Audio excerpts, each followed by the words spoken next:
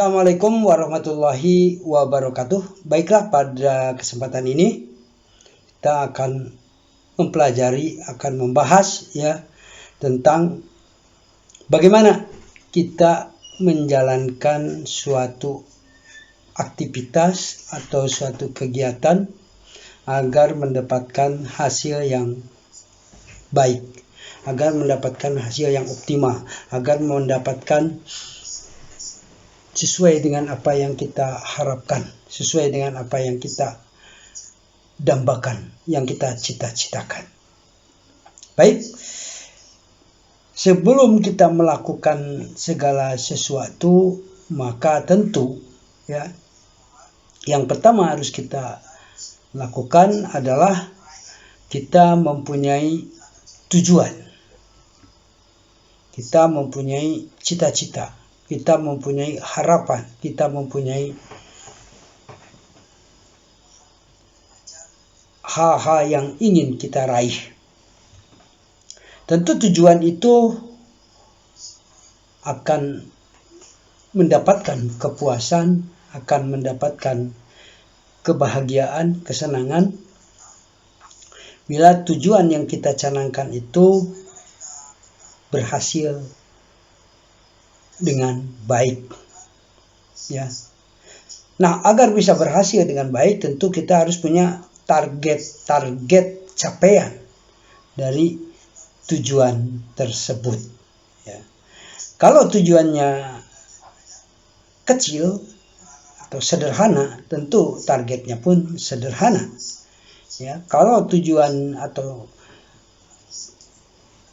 harapannya besar, cita-citanya besar, tentu targetnya pun harus besar pula. Di mana target itu akan terdiri dari beberapa target. Jadi beberapa target.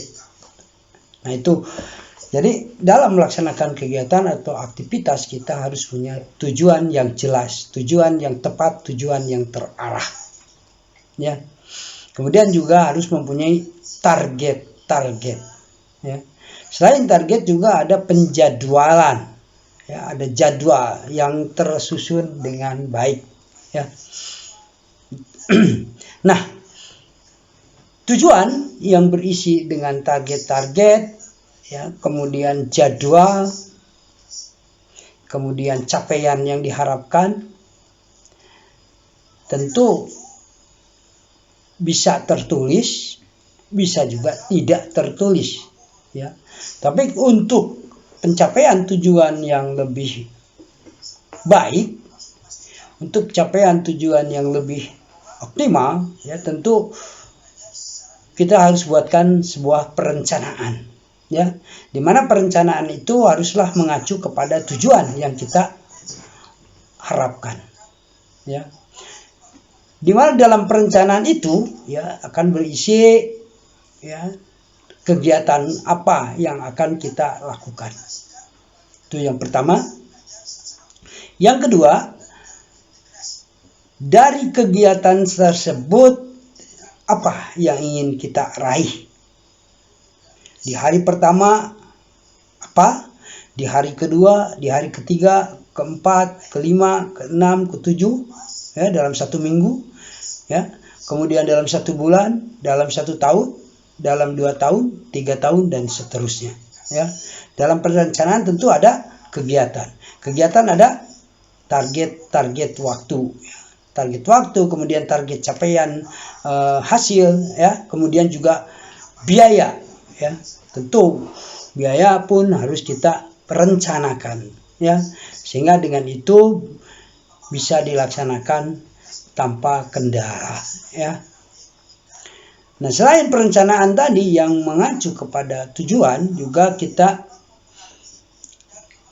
perencanaanlah tidak cukup kalau tidak dilaksanakan. Dalam pelaksanaannya pun kita harus mengikuti pada perencanaan.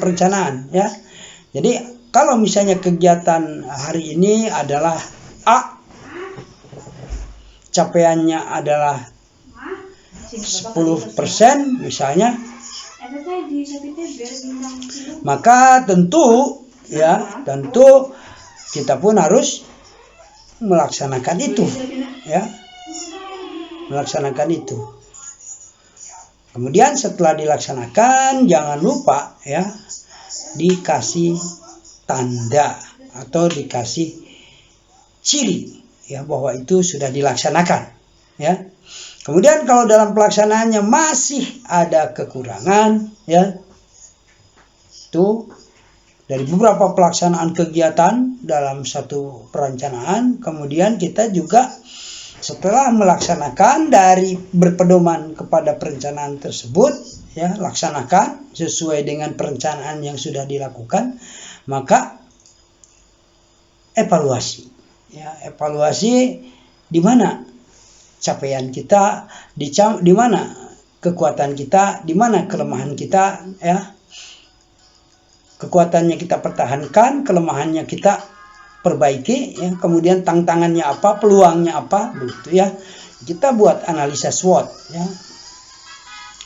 Setelah kita evaluasi, ya, kita catat hasil evaluasinya, kemudian kita follow up atau tindak lanjuti, ya. Tentu tindak lanjuti itu berdasarkan tadi hasil rekomendasi dari evaluasi tadi, ya. Evaluasi juga tadi, ya. Dari mana evaluasi? Sumber datanya dari pelaksanaan kegiatan yang sudah kita lakukan, ya. Pelaksanaan kegiatan itu juga mengacu kepada perencanaan tadi, awas ya, selalu mengacu pada tujuan. Jadi tujuan, ya, dijabarkan dalam perencanaan, ya, perencanaan harus juga mengacu pada tujuan, ya, perencanaan kemudian dilaksanakan, setelah dilaksanakan kemudian dievaluasi, ya. Evaluasi pun itu pun mengacu juga pada tujuan, ya. Setelah kita laksanakan, apa kekuatannya, apa kelemahannya, ya, kemudian tantangan, peluangnya apa, kan begitu kita catat, ya. Kemudian kita buatkan lagi perencanaan yang direvisi, ya. Kemudian setelah perencanaan ya tersebut direvisi, kemudian kita laksanakan lagi. Nah, itu bagaimana kita melaksanakan sebuah kegiatan, ya, agar kegiatan tersebut dapat tercapai dengan baik, ya, mempunyai tujuan, ya. Pertama, mempunyai tujuan yang jelas, yang tepat dan terarah. Nah, kemudian bagaimana kita dalam mengerjakan itu, ya, mempunyai kemudahan-kemudahan, ya, mempunyai kepraktisan, ya, mudah dalam melaksanakannya. Tentu tujuan harus kita laksanakan, ya, berdasarkan kemampuan yang kita miliki, ya. Kenali potensi apa yang kita miliki, ya. Kenali kekuatan kita, ya. Kenali kekurangan yang kita miliki, ya. Potensi diri kita explore, ya. Potensi diri kita keluarkan dengan baik, ya. Maka di situ kita harus selalu merenung, ya, harus introspeksi, ya, apa kekuatan kita, ya, apa kelemahan kita, ya, dan apa kebiasaan-kebiasaan jelek kita, ya. Itu. Setelah kita tahu apa kelebihan dan kekuatan kita, ya, tentu yang harus dilakukan adalah bagaimana kita menjalin tangan, bersilaturahmi dengan orang lain supaya kelemahan yang kita miliki ini terbantu, ya, oleh orang lain, ya, oleh lingkungan kita, oleh keluarga kita, sehingga menjadi sebuah kekuatan yang luar biasa, ya. Sehingga dengan kekuatan itu kita akan lebih mudah dalam mencapai satu tujuan, ya. Jadi kita harus selalu menjalin kerjasama dengan orang lain, bersinergi dengan orang lain, ya. Terutama yang satu visi, ya, yang satu cita-cita, yang satu tujuan, ya. Karena akan lebih mudah kita berbagi, ya, curhat, berbagi ilmu, berbagi pengetahuan, berbagi keterampilan dengan orang-orang yang sudah mempunyai visi yang sama dengan kita, ya, mempunyai selera yang sama dengan kita, mempunyai hobi yang sama dengan kita, ya. Ya paling tidak persis sama, tapi paling tidak punya minat yang sama, gitu ya. Selain itu juga ya tadi setelah kita mengeksplor apa yang kita miliki, apa potensi yang kita miliki, ya baik kelebihan dan kekurangannya, kemudian kita bekerja sama dengan orang lain, ya, juga yang harus kita berpikir apakah kita mampu, ya, layakkah kita melaksanakan itu, apakah itu baik atau bahkan akan menyebabkan kemadaratan atau kerusakan untuk yang lain, gitu ya. Jadi di situ kita harus selalu berpikir logis, ya, berpikir dengan akal sehat, ya, apa hasilnya, apa efeknya, dampaknya, ya, dengan kegiatan yang kita laksanakan tersebut, ya. Kemudian juga untuk mendapatkan target-target capaian yang kita harapkan, kita juga harus sudah terbiasa dengan membaca, ya, ikro, ya, amati. Membaca itu tidak hanya dari buku, tapi juga dari lingkungan, ya, kemudian dari media online, ya, internet, media sosial dan lain-lain, ya. Ikro, membaca, ya. Amati lingkungan sekitar, amati apa yang terjadi, terutama disesuaikan dengan cita-cita, harapan, tujuan kita, ya. Diselaraskan dengan harapan atau tujuan yang ingin kita raih, ya. Setelah kita amati, kemudian untuk mencapai keberhasilan, ya, kita harus punya figuralitas, ya, figur yang menjadi keberhasilan kita, ya. Misalnya seseorang berhasil mendapatkan sebuah mobil, ya, dari perusahaan, misalnya dari perusahaan multi level marketing, misalnya seperti itu. Nah, kita tiru, kita duplikasi. Kenapa bisa demikian, ya? Gitu. Bila mana perlu kita tiru langkah-langkahnya, kita tiru apapun yang dia lakukan, ya. Kemudian kita kembangkan, ya, dengan cara kita sendiri, tanpa menghilangkan tadi, ya, tirunya, tiru, ya. Setelah kita tiru, kita mampu meniru dengan baik, baru kita kembangkan untuk memperoleh capaian-capaian yang lebih daripada orang lain, ya. Nah, dalam hal meniru, dalam hal mengamati, meniru dan mengembangkan, tentu kita juga harus selalu berikhtiar dan berdoa, ya. Kita sudah melaksanakan tadi, ya, kegiatan suatu kegiatan manajemennya, ya, dari mulai kita merumuskan tujuan, kemudian membuatkan perencanaan, ya, kemudian dilaksanakan, evaluasi, kemudian follow up, tindak lanjut, ya. Kemudian juga kita mengerahkan semua kemampuan, potensi yang kita miliki, ya. Setelah mengerahkan semua kemampuan yang kita miliki, kita membaca diri, introspeksi diri, kekurangan dan kelebihan yang kita miliki, ya. Kemudian kita bersinergi, bekerja sama dengan orang lain, ya. Kemudian juga kita menganalisis, mengevaluasi juga apakah layak ini saya kerjakan atau tidak layak, apakah ini baik atau buruk untuk kita kerjakan, ya. Nah, itu. Setelah itu kemudian tadi, ya, kita untuk mencapai satu keberhasilan, kita harus punya contoh atau punya figur, ya, punya figur yang kita contoh, ya. Misalnya seseorang kenapa mendapatkan mobil, ya, hanya dalam waktu 2 tahun, sementara usahanya tidak terlalu banyak, tapi hasilnya kok banyak sekali. Kita tiru apa yang dia lakukan, ya.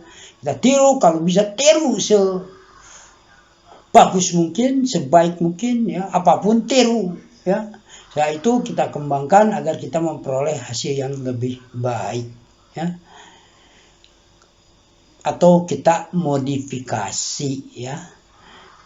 Nah, itu semua tentu akan menjadi rahmat, menjadi berkah untuk kita menjadi bekal untuk kita dalam mencapai kehidupan yang lebih baik, kehidupan yang rahmatan lil alamin, kehidupan yang mendapatkan ridho Allah, ya, bila mana kita landasi dengan keimanan dan ketakwaan, ya.